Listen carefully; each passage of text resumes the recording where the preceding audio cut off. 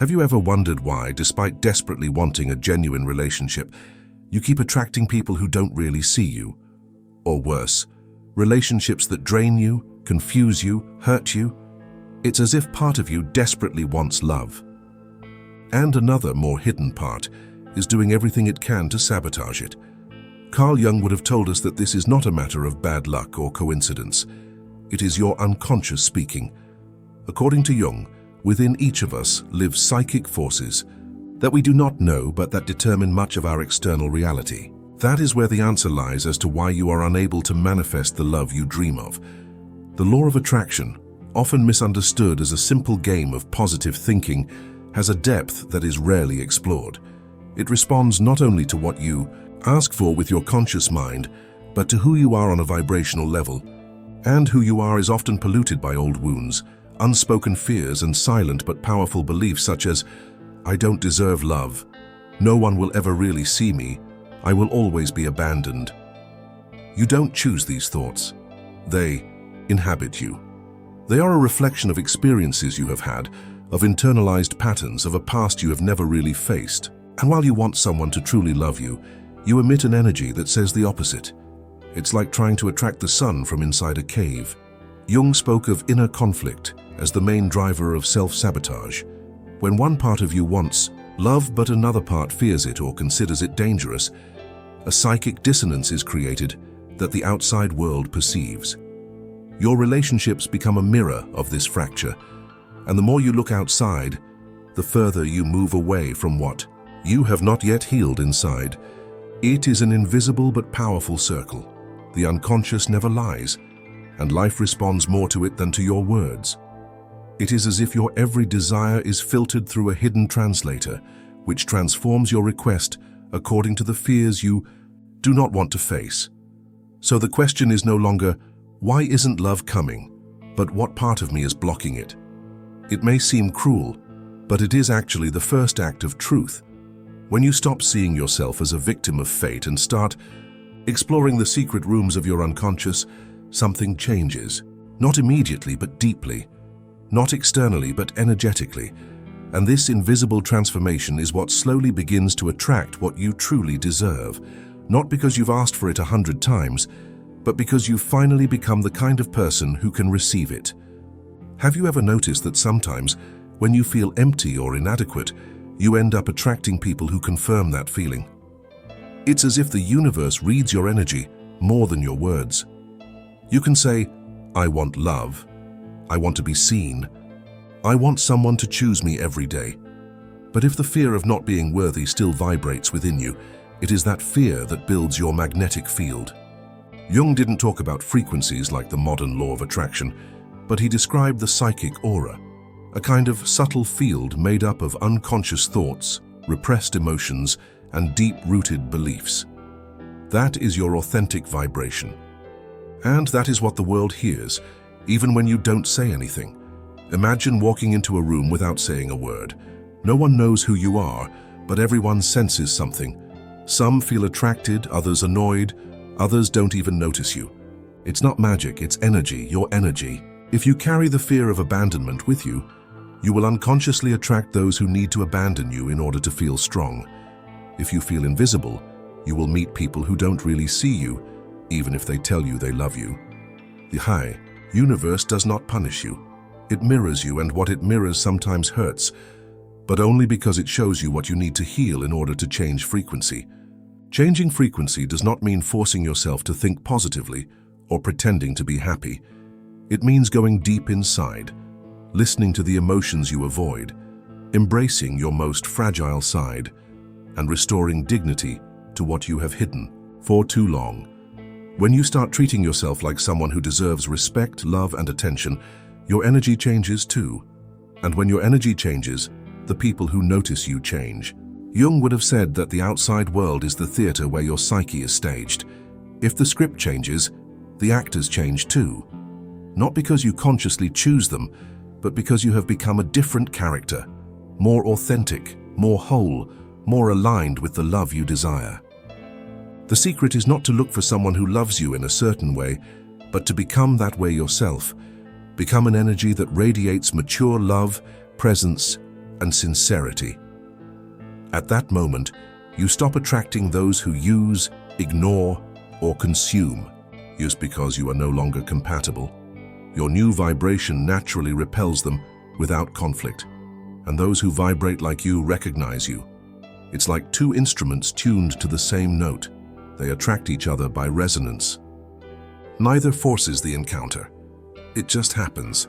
And when it happens, you feel it right away. This time it's not like before. This time, it's real. Have you ever thought that the perfect partner you are looking for is nothing more than a reflection of what is missing within you? Jung takes us on an inner journey where we discover that love is often not directed at another real person, but at a projected image, an archetype hidden within our unconscious. The anima and animus, these archetypal symbols, represent the inner, feminine in men and the inner masculine in women, respectively. They are like invisible guides that push us to seek a partner who resonates with parts of ourselves that are not yet integrated. But be careful. This search can turn into an illusion, a labyrinth where we end up chasing shadows and ghosts rather than authentic people. Often, behind the desire for a true relationship lies a deep void that we do not know how to fill. Instead of facing that emptiness within, we project onto the outside world an idealized image of who could complete us. The result? We meet people who seem to mirror that ideal, but who in reality only feed our nostalgia and dissatisfaction. It's a game of mirrors where we reflect ourselves, but we don't really meet each other. Jung suggests that only by integrating the missing masculine or feminine energy within ourselves can we break this illusion. It's not about looking for someone to complete you, but about becoming whole within yourself first. The path to authentic love involves deep work on individuation, the process by which the ego reconciles itself with the hidden parts of the self. When you stop looking for a partner as an antidote to loneliness or as a missing piece, you begin to meet people who do not fill voids, but share a space of mutual growth. This is the magic of real encounters. Not the need that drives us, but the expansion that calls us. It is an encounter that arises from inner freedom and an awareness that goes beyond appearances. This is why we are often disappointed. We love the image we have created, not the real person. Jung challenges us to look within ourselves and discover what image we are projecting onto the world. When we manage to take this leap, to recognize and integrate our shadows and our light, we stop looking for someone to complete us and start attracting those who truly reflect us. Not a distorted reflection, but a sincere echo of who we have become. Only then does love cease to be a hunt and become a dance. There is a truth hidden in the subtlest folds of the soul. True love does not come when we chase it desperately. You can desire an authentic relationship with all your heart. You can repeat to yourself 1,000 times, "I want to love and be loved." But if there is anxiety, haste, or need inside you, that energy turns into an invisible wall that the universe reads with crystal clarity. Jung would have explained this as a signal that your unconscious is sending out, "I have no faith, I am afraid." And anxiety becomes a vibration that blocks the natural flow of love, just like a river blocked by a dam that holds back the water. Think of love as a garden. If you try to force plants to grow by pulling up the soil or overwatering them, you risk suffocating them. True love, on the other hand, only grows when you give it space and trust. This is the spiritual paradox of love. The more you want it, the more you push it away. The secret is to desire with clear intention, but without attachment. It is an attitude that resembles an open embrace, without holding on too tightly, without demanding. When you are at peace within yourself, when you accept the present moment without rushing, you enter a receptive state that is like an open door to possibility. On the inner journey that Jung invites us to take, non-attachment is a form of self-love. It does not mean cold detachment or indifference, but a deep trust that life will bring you what you need at the right time. It is an invitation to cultivate patience and presence, to let go of the obsessive control that often arises from fear. When you stop chasing a relationship, you start living as if love is already within you. And in that inner stillness, external, love manifests itself spontaneously, like a gift that arrives without warning. This is not trivial advice or a New Age slogan. It is an ancient lesson rooted in Jungian wisdom and the energetic laws that govern our world. When love ceases to be a matter of need and becomes an expression of inner abundance, then the law of attraction truly kicks in. The universe responds to who you are, not what you ask for. And in that magical moment, the right person is no longer a distant mirage, but a real presence knocking at your door. How many times have you wondered why, despite all your efforts, true love seems to elude you? The answer often lies behind invisible walls, built deep within your unconscious. Jung taught that what we reject or do not see within ourselves, we encounter reflected in others. If there is unresolved trauma, a hidden wound, or an unresolved fear inside, these energies create subtle but powerful barriers that prevent true love from flowing freely. It's as if you're trying to open a door, but a shadow inside you is keeping it locked. These invisible blocks can arise from childhood experiences of abandonment, betrayal, or rejection, or from past relationships that have left deep scars. They are not just memories, but actual energy knots that remain active in the body and psyche, influencing the way you relate to others. Fear of intimacy, distrust of those who love you, or unconsciously sabotaging genuine opportunities are signs that these unhealed wounds are present. Jung urges us to look within with courage and compassion to recognize these hidden obstacles. Inner work thus becomes the true act of manifestation. Freeing yourself from these blocks means making room within yourself for authentic love. It is a process that requires patience and honesty, but above all, the willingness to no longer hide behind masks or illusions. When you begin to recognize and accept your wounds, they lose their power over you. Instead of running away from love, for fear of being hurt again, you learn to protect and nurture it with awareness. It is a path to healing that is inevitably reflected in your external relationships. Remember, the law of attraction only works if your energy is free, fluid, and authentic. If invisible chains remain inside, no positive affirmation can bypass them. True manifestation begins with inner integrity, with the willingness to become a complete being and no longer fragmented. Do you want a real relationship? Then start with yourself. Look inside, face your ghosts, free your energy. Only then will you be able to attract what you truly deserve. On the journey toward authentic love, there is a lesson that Carl Jung gives us as a hidden treasure. True love begins from within, from identifying who you really are.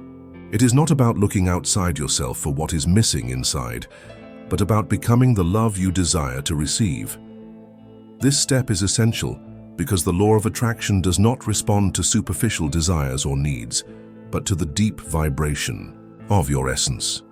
Becoming that love means embodying the version of yourself that lives, feels, and breathes that authentic relationship as if it were already present. Imagine you are a source of light, radiating warmth and light. When you treat yourself with kindness, respect, and compassion, that light becomes irresistible. It's like a melody that naturally attracts those who are tuned to the same frequency. Jung spoke of individuation as the process of integrating all parts of oneself, even the dark or hidden ones. Only by accepting yourself in every nuance can you become a beacon of authentic love, capable of attracting someone you are not looking for to complete you, but to share a path of mutual growth. Start observing how you talk to yourself every day, how you take care of yourself, and what energies you bring to your daily actions.